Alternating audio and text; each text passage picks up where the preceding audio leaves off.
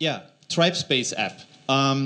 Might be, as I said before, might be that there are interesting expectations regarding a topic tribe space app. You know, it's not about, you know, a day off and so kind of company Olympics for all or so. We're going to focus on something different here because we see that it's an important issue. I think most of you will have different experiences than we had and have when we talk to people first time about Holacracy. It's like it's techie. You know that quote, Brian? It's techie. It's hard. It's cold. It's not taking care about the human beings in the organization. And of course, our response, as yours might be, is no. That's a misunderstanding. That's a misperception. There is space for it, but it's not, you know, laid out in the Constitution. But you will have to take care about that, and so on and so on and so on. It's not about selling here. I think it's about helping people going on the journey, being on the journey, doing that transformation. Sometimes people within an organization which has decided to move on to Holacracy have troubles because they don't experience that the human side, so to say, the relational side, so to say, is appreciated. And we are totally with what Brian said yesterday evening. Maybe we need a standard suite of apps also for this topic here as well. And that's where we would like to go into. One footnote, of course you're free to take pictures, but at the end of the presentation we'll share a link where you can download the presentation, so if you want to, okay? Just to make life easier. How to process tensions. Some of you might know that there are different spaces we'll look at when we talk about Holacracy organizations: governance space, operational space. Those are what we call the relational context, building on wording from Brian and Holacracy 1, and the tribe space and individual space, more about the relational context. And the question is, how can I process tensions? Look up the Constitution. That's where it shows up, and where it's stated that you have a rule set, you have you have processes, you have spaces to process tensions in governance and tactical meetings. And the question really very often for organizations starting on the journey and people is, where do I process in a Holacracy organization, where I process relational stuff? What if I have a conflict or an issue with another guy, not another role, which is still the case. And this is where we would like not to leave the track of Holacracy, but add to that with governance apps, with practices which are compatible to Holacracy, but take care of that. I think there's great work done by our friends from ENCODE, Tom and the others, working on this association space in addition to the organization space. This is what we would like to take care of, and what we like to share with you, our experiences and first approaches, which we've been working in our organization and also clients' organizations over the last months and years. Yeah. So, and a little provocation for the start. So we all know this metaphor of be a Ferrari, be quick, go on, don't be afraid to trigger tensions. And to me, this sometimes feels like just saying, okay, let's just start with Holacracy is like selling a Ferrari without a brake. Just saying, okay, you have the gas pedal, you can go really quick, and we know you need a brake, but you have to figure that out for yourself. So how well does a Ferrari work without brake? Well, it can crash. And my assumption is from having seen a lot of different Holacracy implementations also fail, is that they could have worked had there been a better process, a better pathway for processing personal tensions. And some of the key learnings, and we're going to dive deeper into that, is the main constraint for culture development is not how many barbecues do you have together, how often do you drink beer together, but is how well does everyone solve conflicts. That is, if you want to focus on developing your tribe space, your relational space, focus on how can everyone solve conflicts better. And our learning is good relational conflict solving pathways will really speed up and maybe save your Holacracy implementation. You have a faster power shift because people feel more empowered to call out former managers for manager behavior. so if they feel more safe to bring those topics up, then they can get processed quicker. They're self-empowered a lot faster. And there's more courage to be a Ferrari and actually trigger conflicts, because I feel safer that those conflicts can then actually be solved. If I can trust, okay, there's a meeting where we're going to solve every conflict that comes up, it's much easier to say, okay, yeah, let's try it, and in 2 weeks we can solve it if something comes up. There's more ease in differentiating role and soul, because both of those tensions can be processed. And there's a faster development to a teal tribe instead of just an orange, like only performance-based, or a green, only consensus-based tribe. You can really integrate all those elements much easier, because the personal learning and challenging each other on a personal level is also much easier. We would like to share a tribe space app with you. And in an overview, there are 6 bullet points here listed. We would only go, because time is limited, we would only go to 3 of them. But you won't miss any, because we've prepared a handout. We'll distribute it afterwards, where the other 3 as described as well, and the 3 we are talking about in more detail. Yeah, so you won't miss anything. And we would like to start with the ClearDA meetings, tell about the process of one-on-one coachings, what we call the role-soul walkabouts, and close then with training of interpersonal and conflict skills. George, would you like to take us off and clear the air? Yes, I would love to. Thanks, Matthias. Okay, so the Clear meeting is a process that I developed, which takes care of this. So I'll just walk you through the format a bit and explain a bit. So it's like it has a fixed format. We meet every month in the Soul Bottles team. We're about 30 people now. About 15 of the more committed partners usually show up. And it's like generally more on a circle basis, or like units that work together of teams of not more than 10 to 13, 14 people. You start with a deeper check-in, like it's especially framed. It's like more, okay, what needs are met right now in your life, what needs are not met in your life, on a role basis, on a work basis, or on a personal basis, whatever you feel comfortable sharing. And that's just to start creating this emotionally safe space. So the more people share what's really going on, the more vulnerable they are, the more they invite other people to be vulnerable as well, and to really also bring up uncomfortable, icky stuff. And that helps really processing that. Then there's a round of processing personal tensions. We'll get deeper on that in a minute, where conflicts are not only brought up, but are then actually mediated and solved right away, so that you don't have this like, okay, we talked about it, but now it's worse than before because now it's in the open, but it's still not solved. So there's really a process of solving that right then and there. Then you finish off with an appreciation round. So conflict round is really intense and can trigger a lot of things. And then it's good to also bring out the positive, appreciative stuff, which is all the stuff that makes personal interactions much smoother, much nicer, and all that stuff you do way too little in day-to-day life anyway. So it's good to have a committed space to say, okay, here I express everything that I don't do in day-to-day life.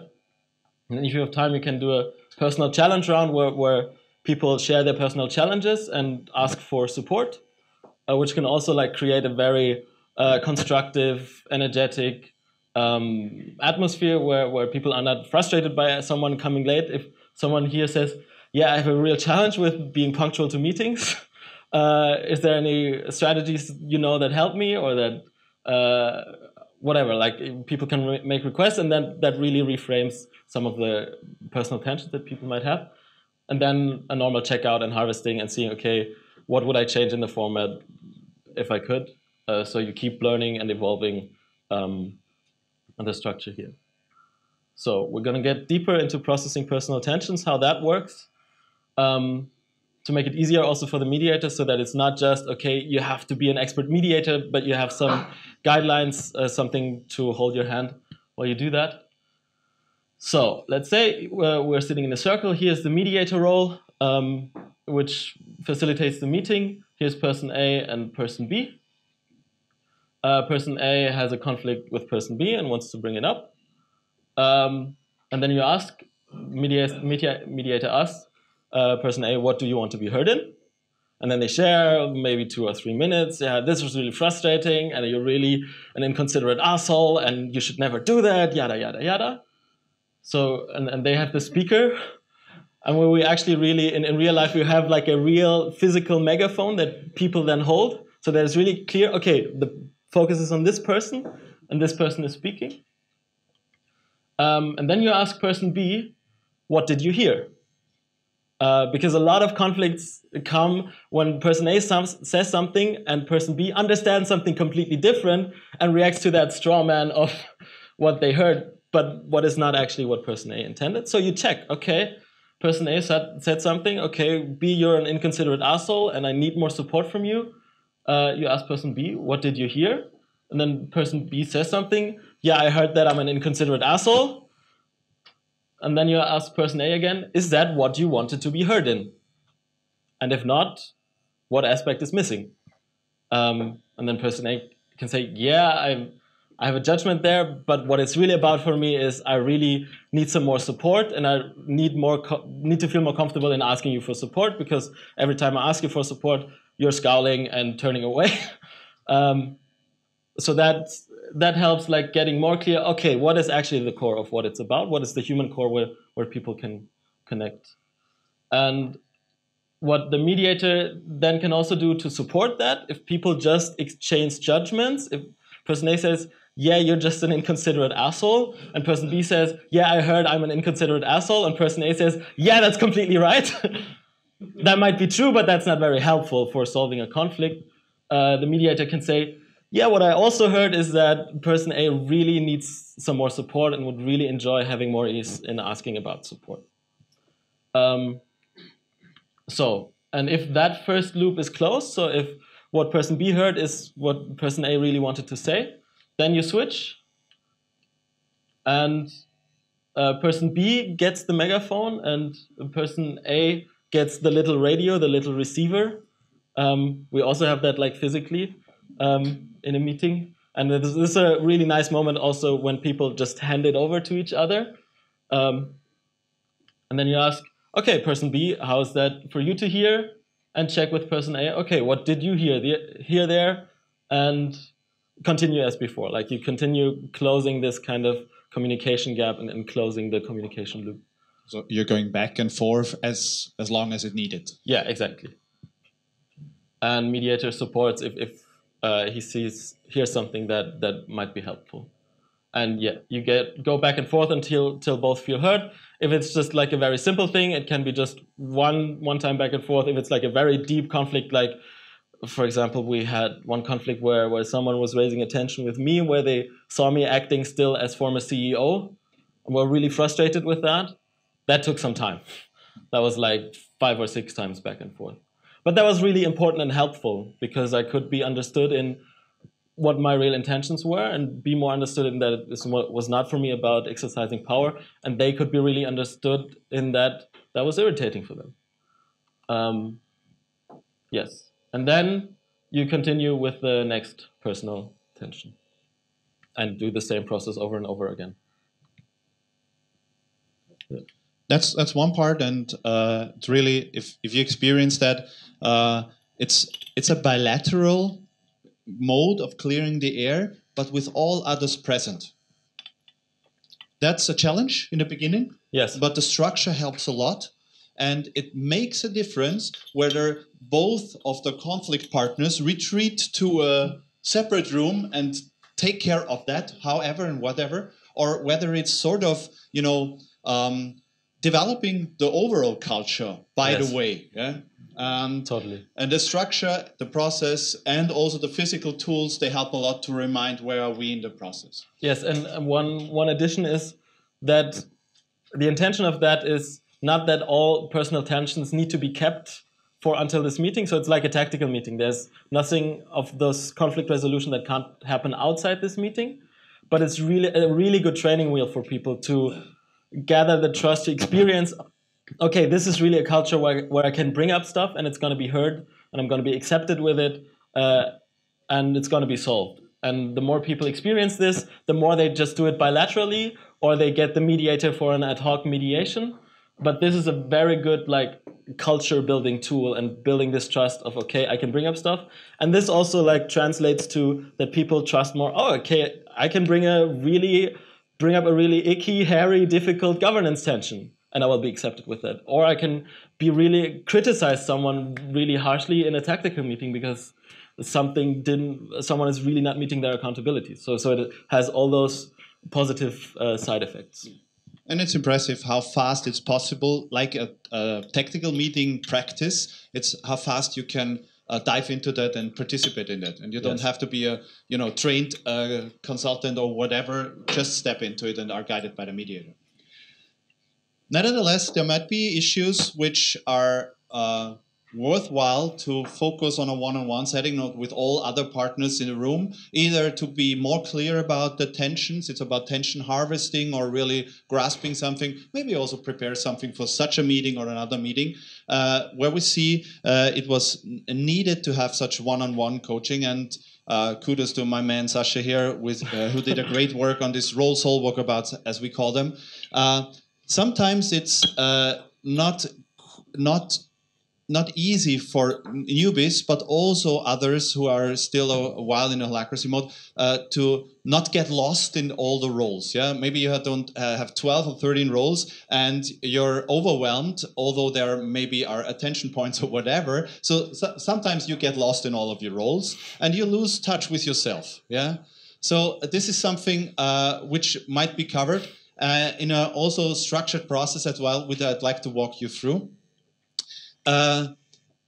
First of all, you prepare it's done by a coach, for example, the role of the personal and cultural developer. What is prepared? You prepare a card for every role the person fills, energizes. And first of all, you start to reflect on the individual purpose. You start in the middle. Maybe the person has not, phrased it for him or herself, but then it's just a time period where you can reflect on what is important for me. What do I want to contribute in this organization? What is going on in my life? Yeah. This is also what the announcement in the Clear the Air meeting is about. Yeah. Speaking from yourself and not for a role, for a moment being. Yeah. And you really focus and anchor on what is important to me personally. And after that, you walk through, that's why it's called Walkabout, inspired by Tom as well.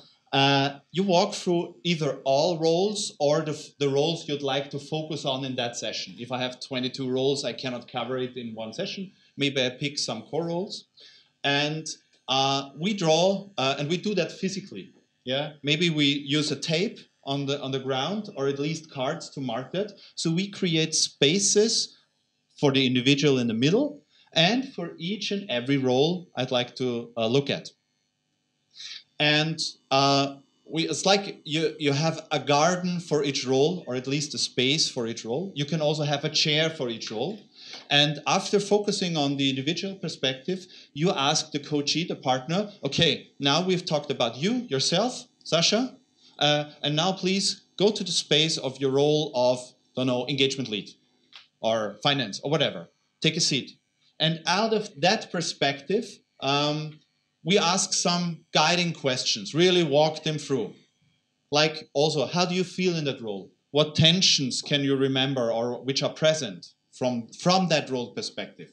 How can you relate to the role's purpose? You might want to check with accountabilities and projects. So we touch also governance space, tactical, operational space, but it might be, if you walk through all the roles in 3 or 4 of those roles, an issue pops up. And you also might support the coachee and say, it's interesting. You mention some conflicts you have in that role with another role. And if I listen to you, that other roles are filled by the same person. Is there something about it? Yeah. So you help him or her to differentiate a little bit, where are the tensions coming from? And you harvest it, take notes as a coach, just topics for each and every role and the individual space. Yeah? And afterwards, you try to find some patterns. Where are there red lines? Are those governance issues? Are those tactical issues? Are those relational issues? Or are those stemming from the individual space? Yeah? Maybe you realize that I'm feeling uncomfortable with some of my roles, but when I look at it, maybe I want to do something else than being a receptionist. Yeah? So maybe some tensions arise in a role, but if you don't take a moment to reflect on various tensions, you are sort of blocked. You cannot see behind the actual tension. So it's building a hypothesis, making assumptions, what's going on there, and the coach helps with questions, mirroring back and reflecting. So what we do after walking through all those roles, you take a look at the overall portfolio. And the nice thing is, I'm focusing on one individual, one person, energizing more roles, but actually I'm harvesting tensions from all spaces, and I help him or her through the structure, through the process, to allocate it to the relevant space and take action from there. Is it a trigger for the next governance meeting with that circle? Do I want to delete that project? Do I want to take a next action? Is it something I would like to bring to the Clear the Air meeting for the tribe space? Is it something I'd like to, talk about with a partner because I don't feel recognized by him or her? Or is it something I'd like to take care of myself individually? That's the role soul walkabout, and as well the practice, the structure helps a lot. So you don't have to have a professional external coach. You can have a role like the personal and cultural developer, just supporting the other people by guiding through that process. Yeah.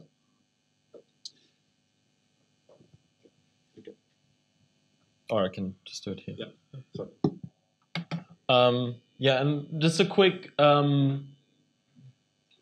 comment also on how do you train those interpersonal skills also at people. Like similarly to a holacracy practice, it helps if people know the rules, know something about it, know how it works.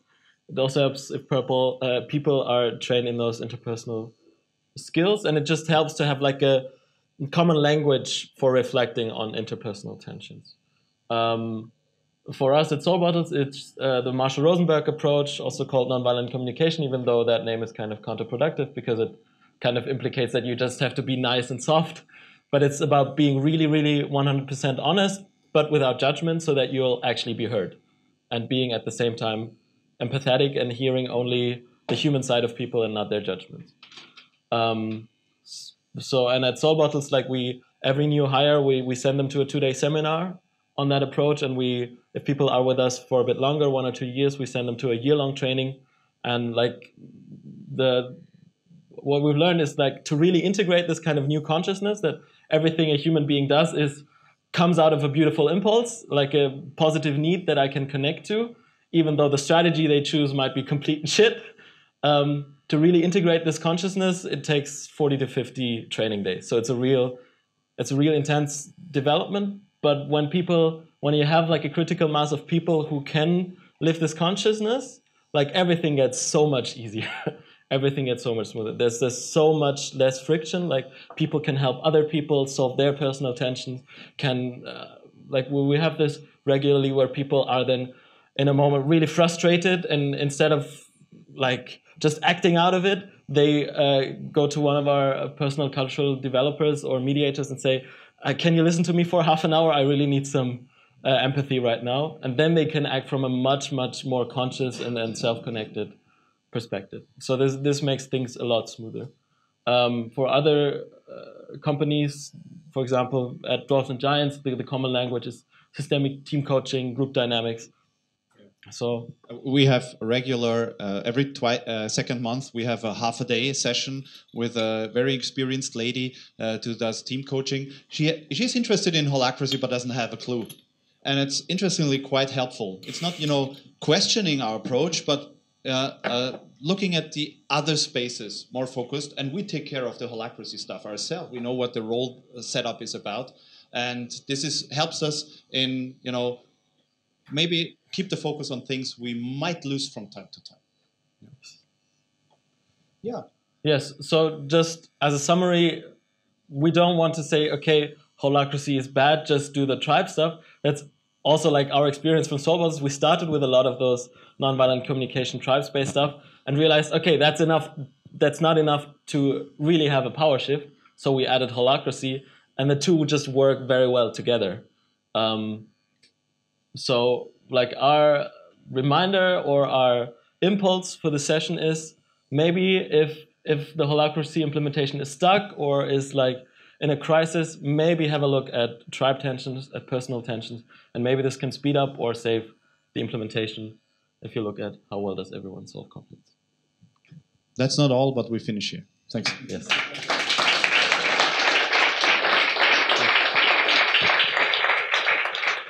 Great, we've got a few minutes for Q&A. The question, two little questions. First, what you are doing if a person says that he or she has no tension, and even after facilitator sessions, she said, I'm okay with it, but you understand that it's a problem. It's a problem inside of interpersonal or personal, but the person don't want to proceed it.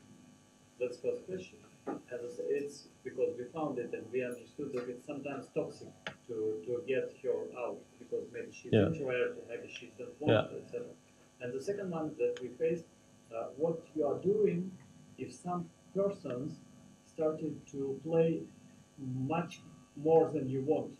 About this interpersonal personal, they trying to pick, okay, what I want for my life, what I want in this, and they start, like this two-spirit for. So everybody must hire some another people, and one people just dreaming what they want to do, and other are working. So these two situations we found, and we stuck with them. So maybe give us some feedback. I have an impulse for the first thing. So for that, we don't force people to bring up tensions. If they don't like bring them up, then it means that they don't have enough trust yet, that they're safe in bringing up such a tension. So you just try to see, okay, how can we make them feel more safe? Usually it just takes a few more of those meetings and time. And sometimes it's a personal tension that someone else then brings up. So those would be my two answers to that. And to the second question is, that sounds like either a personal tension you then might raise or an operational tension, like you're not meeting your accountabilities. That's like, even if we try to understand people from this way, it doesn't mean we have to agree with them or say, okay, just because you're a human being, you fit to this organization. If your purpose is now on developing yourself personally, and that means you're not really filling your roles, maybe there's not this big of a fit for this organization. I would trust in the overall learning circle because, that's why it's important that other persons are listening when two persons are solving the conflict and they understand that it's possible, there is no danger in it, and might think about doing that by themselves. And for introverts, I think the one-on-one coaching is quite helpful. Yeah. Really pick a coach who you trust and who you can work with, and the person can cautiously support you. Yeah. Different setting. Talked about group dynamics. What is the group circle? What is the pardon? We talked about group dynamics and group reflection and creating a kind of team building, I would call it. Before. Okay. And, thanks. What's the circle? What's the boundary? Group dynamics as a method. It's not a team building workshop. It's about a training exercise for individuals. I go to a group dynamic training and reflect on how I behave in social contexts and train skills and sensitivity, and that's what I use when I come back to the organization at the circle. It's not a team building exercise, it's an individual training exercise. We recommend to do it in a strangers group, a group dynamics training. Go to a place where you don't know anybody. Mm-hmm. And for the boundary for a clear the air meeting is more or less a circle. The personal cultural developer role can decide like to add more people. And we've also a format that we didn't get into because we didn't have the time for like a tribe town hall meeting where it's like for the whole company and it's not circle based, but it's a different format, but you'll find that in the handout. Other questions? Okay. In that case, we'll go straight into a debrief. Opportunity for you guys to take a moment at your tables and talk about what's happening in your organization, in the tribe space, How do you guys deal with conflict and interpersonal relations? What's working? What could be better? What did you hear that might be useful? We'll take 10 minutes for the debrief, and then I'll give you some announcements before lunch.